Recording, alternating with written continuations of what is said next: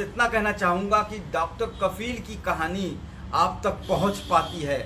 Doctor कफील की जो उनको टॉर्चर किया जाता है, उनके घर वालों को परेशान किया जाता है, उनके बीवी और उनकी माँ को परेशान किया जाता है, वो आपकी कहानी तो आपको पास पहुँच पाती है। लेकिन बहुत से लोग हैं जो मार दिए गए, जो 10 साल 15 साल जेल में काट दिए गए, जो अभी भी बहुत से जेल में हैं। आप अभी सीए एनआरसी के प्रोटेस्ट में जामिया के स्टूडेंट और जेएनयू के स्टूडेंट्स, आईआईटी मुंबई, अलीगढ़ के स्टूडेंट पे वो जेल में भी बंद पड़े हैं। हाँ जी, नमस्कार, सत श्री अकाल, सलाम और हेलो आप सभी लोगों को भाई। इस वीडियो में लेके चलता हूं मैं आपको फरहान याहिया हिंदुस्तान लाइव से। जी हाँ, फरहान याहिया जो बहुत ही बेहतरीन एक जर्नलिस्ट हैं और बड़े अजीज मित्र हैं हमारे विनय दुबे भाई के। वो इंटरव्यू ले रहे हैं डॉक्टर कफील खान का। जी, वाइड वैरायटी ऑफ टॉपिक्स पे उन्होंने बात करी है और डॉक्टर कफील खान ने बहुत ही तरीके से जवाब दिया। क्राउड फंडिंग की भी आखिरी इंटरव्यू के आखिरी पोर्शन में उन्होंने बात जरूर करी है, पूछा जरूर है, और डॉक्टर कफील खान ने एक तरीके का जवाब दिया है, नहीं भी दिया है, थोड़ा डिप्लोमेटिक तरीके से निकले हैं, लेकिन जो भी है वो डॉक्टर कफील खान का डिसीजन है। मैं बस इतना ही कहना चाहूंगा, 100 बात की एक बात, मैं डॉक्टर कफील खान साहब के साथ हूं। डॉक्टर कफील खान जो डिसीजन लें वो उनका डिसीजन है। हम और आप कोई नहीं होते उनको फोर्स करने वाले कि इसके बारे में भी बोलिए, उसके बारे में बोलिए, ये क्लियर करिए, वो क्लियर करिए। उनको अपना डॉक्टरी का काम करने दीजिए, समाज सेवा का काम करने दीजिए। सच तो ये है कि 99 नहीं, 999 नहीं, 9,999 नहीं, 99,999 नहीं, लेकिन 10 लाख लोगों से ज्यादा बेहतर काम भारत में डॉक्टर कफील खान ऑलरेडी कर रहे हैं और करते आए हैं, जिसके लिए जेल 2 साल से ऊपर तो वो जेल रहे हैं, अलग अलग समय, 3 समय, एक बार 2 महीने, एक बार 9 महीने, एक बार 7 महीने। हाँ, तो आप लोग थोड़ा सा ये सब चीजों का भी ध्यान रखें। उनकी फैमिली भी है, उनके बच्चे भी बड़े हो गए, वो जेली में रहे, तो थोड़ा सा इन चीजों का भी रिगार्ड किया करें। जब आप लोग पूछते हैं कि भाई वो वाला सवाल दो, वो विनय दुबे वाला सवाल दो, ये वाला सवाल दो, इसका जवाब दो, इसका जवाब दो, ये क्लियर करो, वो क्लियर करो, ये क्लियर करो, वो क्लियर करो। अब देखिए भाई साहब, ऐसा है, विनय जो है, विनय दुबे मेरे अजीज मित्र है, मेरे भाई हैं, ठीक है। और डॉक्टर कफील खान को मैं पर्सनली ना एज अ मित्र जानता हूं, ना एज एन एक्टिविस्ट जानता हूं। I just know of him. और हम लोगों ने मुहिम करी, उनके लिए बहुत मदद करी, बहुत उनके लिए काम किया और आगे भी करेंगे। क्यों? क्योंकि वो सही के साथ थे, हम लोग उनके सपोर्ट में रहे। लेकिन देखिए, उनसे आज उन पे सवाल उठाना और कहना वो वाला जवाब दो, वो विनय भाई ने पूछा इसका जवाब दो, इसका क्यों नहीं जवाब दिया, वो वाला जरा क्लियर करो, उनको थैंक यू क्यों नहीं बोला, वो वाला जरा करो, ये करो, अभी जवाब दो, ये ठीक नहीं है, ये ठीक नहीं है। Doctor Kafeel Khan does not owe an answer or an explanation to anybody. जिन परिस्थितियों से वो गुजरे हैं, जो कठिनाइयां उन्होंने फेस करी है देश के लिए आवाज उठाने के लिए, वो आपने, हमने, ना विनय भाई ने फेस की है अब तक, ठीक है ना। ये जरूर है कि कल हम भी वो फेस कर सकते हैं, विनय भाई भी कर सकते हैं, हमारे सभी सहयोगी कर सकते हैं, क्योंकि हम सब लोग आवाज उठाते हैं देश के लिए, लड़ते हैं देश के लिए, और ये सब चीजें हमारे साथ भी कल हो सकता है। लेकिन वो ये सब फेस करके आए हैं, 1.5 महीना हुआ है, थोड़ा उनको समय भी दीजिए आप लोग, ठीक है। और डॉक्टर कफील खान से मैं, आप, कोई नहीं होता है सवाल करने वाला कि आज ही आपको जवाब देना, इसके बारे में भी बोलिए, ये तो आपको क्लियर करना पड़ेगा। यू मस्ट, हम कोई नहीं होते हैं उनसे यू मस्ट करने वाले। He will decide when he wants to answer what, at his convenience, at a place of his time, at a time that he chooses, not at a time that you choose or you ask, कि आप comment में गए, आपने पूछा भाई doctor Kafeel Khan ये तो जवाब दो, वो विनय भाई ने पूछा वो तो जवाब दो, ये सही नहीं होगा। ये बात विनय भाई और डॉक्टर कफील खान के बीच में रहने दीजिए। जब विनय भाई और डॉक्टर कफील खान की कहीं परिस्थिति ऐसी हो, मुलाकात हो जाए, तो आई एम श्योर दोनों क्लियर हो जाएगा सब।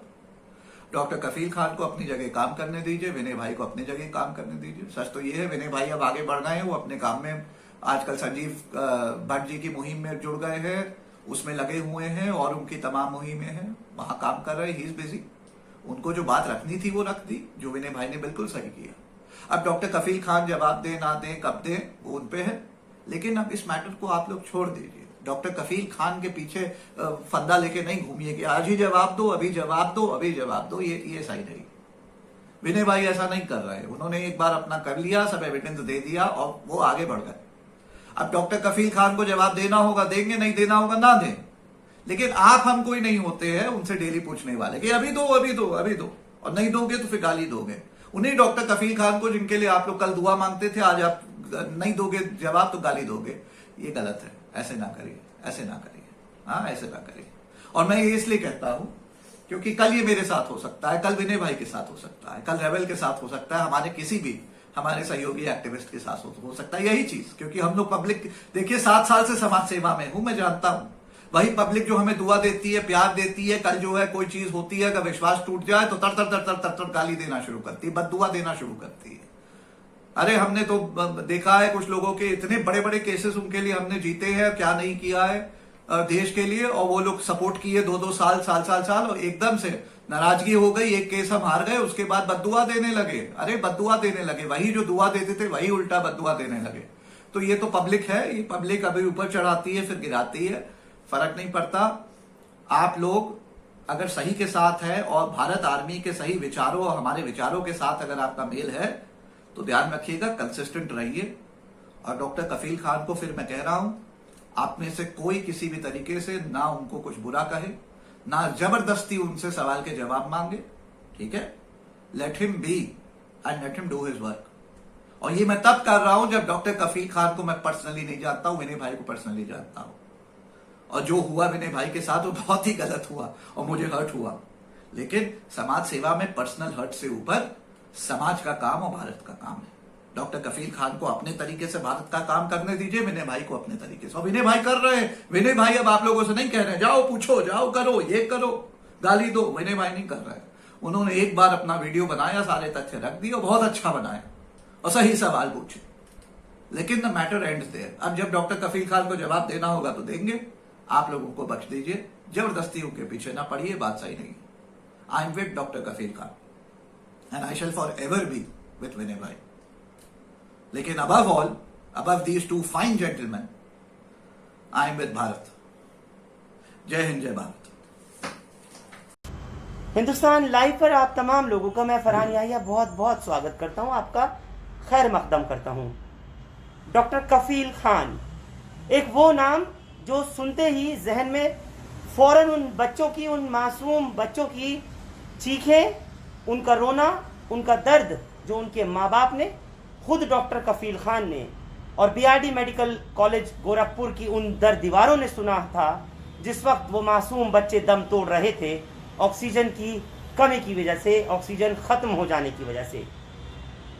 गोरखपुर के उस मेडिकल कॉलेज का मामला न सिर्फ देश में बल्कि पूरी दुनिया में गूंजा, जिसका असर किसी और पर नहीं बल्कि उस आवाज पर, उस शख्स पर पड़ा, उस डॉक्टर पर पड़ा कि जिसने अपनी कोशिशों से 1-2 नहीं बल्कि सैकड़ों बच्चों की जान बचाई।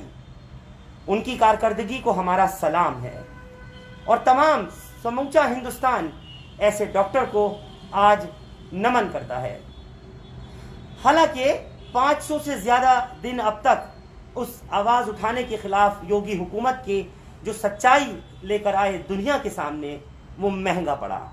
और आज जिन हजारों लाखों बच्चों का इलाज इन पिछले 2 से 3 साल के अंदर कर सकते थे, नहीं कर सके। मैं बात कर रहा हूं डॉक्टर कफील खान की। आप तमाम लोगों को हिंदुस्तान लाइव पर डॉक्टर कफील खान का बहुत इंतजार था। वो इंतजार की घड़ी आज खत्म हुई और मेरे साथ इस समय डॉक्टर कफील खान खुद मौजूद हैं। आपके स्क्रीन पर डॉक्टर कफील खान। अस्सलाम वालेकुम वरहमतुल्लाहि वबरकातुहू। नमस्कार, सत श्री अकाल, a very good afternoon. Doctor Kafeel Khan, मैं चाहता था कि आपसे इंटरव्यू हो जाए, राब्ता हो जाए, लेकिन क्योंकि आप रह नहीं रहे हैं और जाहिर सी बात है आपका पूरा परिवार इस समय में उत्तर प्रदेश को सेफर ना मानते हुए अब दूसरी रियासत में रह रहा है, आपका वो सफ़र जानना चाहूँगा टोटल 500 दिन का, चाहे वो पिछले साल आप जेल में रहे अदालत से क्लीन चिट मिली, या फिर आप इस साल 29 जनवरी से लेकर के 1 सितंबर तक जो जेल में रहे, क्या कैसा बीता ये टाइम और क्या कहना चाहेंगे आप उन पलों को जो आपने बिताया जेल में?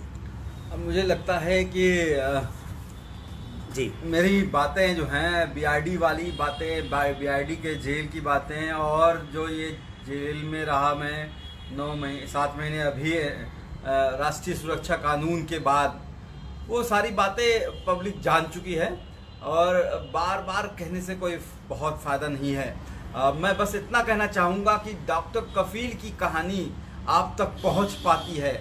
डॉक्टर कफील की जो उनको टॉर्चर किया जाता है, उनके घर वालों को परेशान किया जाता है, उनके बीवी और उनकी माँ को परेशान किया जाता है, वो आपकी कहानी तो आपको पास पहुंच पाती है। लेकिन बहुत से लोग हैं जो मार दिए गए, जो 10 साल 15 साल जेल में काट दिए गए, जो अभी भी बहुत से जेल में हैं। आप अभी CA NRC के प्रोटेस्ट में जामिया के स्टूडेंट और JNU के स्टूडेंट्स, IIT मुंबई, अलीगढ़ के स्टूडेंट पे वो जेल में भी बंद पड़े हैं। तो मुझे लगता है अब हमको उनकी बातें करनी चाहिए। बहुत से हैं, आपको नाम गिनाऊंगा तो हज़ारों की लिस्ट आएगी। सरकार जिस तरह से राष्ट्रीय कानूनों का दुरुपयोग कर रही है लोगों की आवाज़ों को दबाने के लिए, आज हमको वक्त है कि उनकी भी आवाज़ उठाएं। डॉक्टर कफील, आपका कसूर सिर्फ इतना कि आप उस वक्त में BRD मेडिकल कॉलेज में बच्चों के लिए सिलेंडर जुटा रहे थे। जो पुष्पा सेल्स कंपनी है, जहां तक आप मुझे पिछले इंटरव्यू में लास्ट ईयर बता चुके हैं कि वो तमाम गलती जो है वो हुकूमत की रही है। उनका बिल 20 लाख से 40 लाख से 60 लाख चढ़ा और उन्होंने अचानक फिर ऑक्सीजन सप्लाई रोक दी, ऑक्सीजन की किल्लत हुई और जो बच्चे थे छोटे छोटे उनके दम घुट गए। न सिर्फ छोटे बच्चे बल्कि बड़े लोग भी मर गए। तो आपने अगर समाज के सामने, दुनिया के सामने इस सच्चाई को रखा कि गलती किसकी थी और कौन कसूरवार था, पूरी तरीके से योगी हुकूमत को जिम्मेदार ठहराया, तो आपने कहाँ गलती की है? मैं आपसे ये पूछना चाहता हूँ, अदालतें कहाँ देख रही हैं इस चीज़ को? फिर देखिए, एक पहली तो बात बता दूं कि it was a man made massacre. मैं जो घटना है 10 अगस्त 2017 की, जिसमें 70 मासूमों ने मेरे आँख के सामने तड़प तड़प के ऑक्सीजन की कमी की वजह से दम तोड़ते हुए मैंने देखा, और मैंने देखा कि सरकार किस तरह से, मुझे आज भी वो दिन याद है, डिस्ट्रिक्ट मजिस्ट्रेट गोरखपुर का चादर मंगाया था उसने ढेर सारी, और उसको 4 पार्ट में काट के मासूम 1 दिन के बच्चे, 2 दिन के बच्चे, उनको लपेटवाया जाता था उनकी लाश को। कोई डेथ सर्टिफिकेट भी कई बच्चों को नहीं मिली, और माँ बाप को ज़बरदस्ती ऑटो में बैठाया जाता था, कहते थे देवरिया छोड़ के आओ, बस्ती छोड़ के आओ, आजमगढ़ छोड़ के आओ, जो बच्चे उनके थे। तो वो दर्दनाक हादसा तो ज़िंदगी भर नहीं भूलते हैं, और आज भी अगर वो याद आ जाता है तो रातों की नींद खराब हो जाती है। क्योंकि मैं भी बाप हूँ, आप भी बाप हैं, और मैंने तो, मुझे उन माँओं की याद आती है जब पैर पकड़ के वो रोती थी कि मेरे बच्चों को बचा लो, मेरे बच्चों को बचा लो। और हम लोग इतने हेल्पलेस अपने आप को महसूस कर रहे थे कि हम सिलेंडर लाते थे और सिलेंडर जो है वो ख़त्म हो जाते थे और बच्चों की मौत तड़प के होती रहती थी। तो ये नरसंहार था, और ये सरकार, योगी सरकार के द्वारा किया गया नरसंहार था, जिसमें उनके हेल्थ मिनिस्टर, उनके प्रिंसिपल सेक्रेटरी, जो पुष्पा सेल ने जो लिक्विड ऑक्सीजन सप्लाई करता था, उसने इलाहाबाद हाई कोर्ट में एफिडेविट दी गई है जिसमें कहा है कि ये जो लखनऊ में बैठे हुए लोग थे वो उससे 10% कमीशन मांग रहे थे, उसका 68 लाख का बिल पे करने के लिए। तो उसने वो 10 नहीं दिए 10% कमीशन, और इन्होंने जो है जिसका पेमेंट नहीं हुआ, इसने ऑक्सीजन बंद कर दी। बात करप्शन की है, बात उन लोगों को बचाने की है। जब मैं इलाहाबाद हाई कोर्ट ने मुझे क्लीन चिट दे दी, जब इनकी इंटरनल इंक्वायरी ने क्लीन चिट दे दी, तो जब मैं ये क्वेश्चन पूछने लगा कि अगर डॉक्टर कफील हत्यारा नहीं है, अगर डॉक्टर कफील मर्डरर नहीं है, तो कौन है, who are the real culprits? Cylinder चोर, सिलेंडर चोर तो मुझे कहते हैं। आप ये बता दीजिए कि 200 से 300 फीट बड़ा जो है वो टैंक है, और जिसमें लाखों लीटर सिलेंडर आती है, उसको मैं पीछे जो है क्या कहते हैं अपने कमर में बांधता था और लेके जाता था। तो ये तो सुपरमैन था मैं। बहरहाल उसकी बातें बहुत डीप में जाने की ज़रूरत नहीं, क्योंकि उसके बारे में बहुत कुछ लोग सुन चुके हैं और मेरे ख्याल से बोर हो जाएंगे। नहीं तो मैंने तो अर्णव गोस्वामी को, जब टाइम्स नाउ को लेटर भेजा कि आपने मुझे वाइस प्रिंसिपल बना दिया था, कहा था vice principal BRD medical college 70 बच्चों का हत्यारा। तो मैंने जब नोटिस उनको भेजा कि भैया वाइस प्रिंसिपल मैं कैसे बन सकता हूं, मैं तो 1 साल पहले ज्वाइन किया होता। वाइस प्रिंसिपल के लिए आपको 40 साल की उम्र चाहिए। जिस समय अर्नब गोस्वामी आपको वाइस प्रिंसिपल बता रहे थे, उनको यही नहीं पता था कि आपकी बीआरडी मेडिकल कॉलेज में एस डॉक्टर क्या रैंक है, क्या पोस्ट है। आपकी उस समय क्या पोस्ट थी वैसे? मैंने 8 अगस्त 2016 को BRD medical college exam permanent commission Uttar Pradesh public commission से ज्वाइन किया है। जो भी ऑफिसर्स होते हैं, चाहे वो आईएएस हो, चाहे आईपीएस हो, चाहे यूपीएससी से आता हो, उनको 2 साल का प्रोबेशन पीरियड होता है। इसमें ना आपकी एडमिनिस्ट्रेटिव पावर होती है, ना फाइनेंशियल पावर होती है। तो ना आप सुपरिटेंडेंट बन सकते हो, ना हेड ऑफ द डिपार्टमेंट बन सकते हो, ना ही आप वाइस प्रिंसिपल बन सकते हो। अब आप ये सोचिए, अब बात सिर्फ अर्नब गोस्वामी की नहीं है। मुझे याद है इंडिया टीवी के रजत शर्मा साहब मुझे सुपरिटेंडेंट बना दिया था। कई मीडिया हाउसेज ने मुझे विभागाध्यक्ष यानी हेड ऑफ द डिपार्टमेंट बना दिया था। तो लोगों ने तो मुझे जैसे लगा कि मैं पूरा मेडिकल कॉलेज अकेले चलाता हूँ, और हालांकि मैं 1 साल जूनियर था, जूनियर मोस्ट डॉक्टर था मैं वहाँ पे, और क्या कहते हैं कंसल्टेंट था, और जो 1 साल पहले ज्वाइन किया होता। तो जो दिल्ली या मुंबई में बैठे हुए मीडिया हाउसेस थे, they didn't come to Gorakhpur to find out who is doctor Kafeel, they just started blaming मी।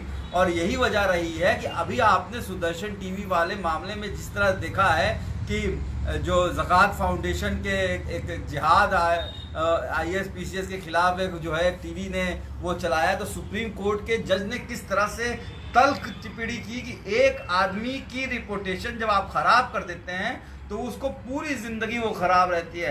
जैसे आज तक लोग जो है मुझे सिलेंडर चोर और हत्यारा बताते हैं।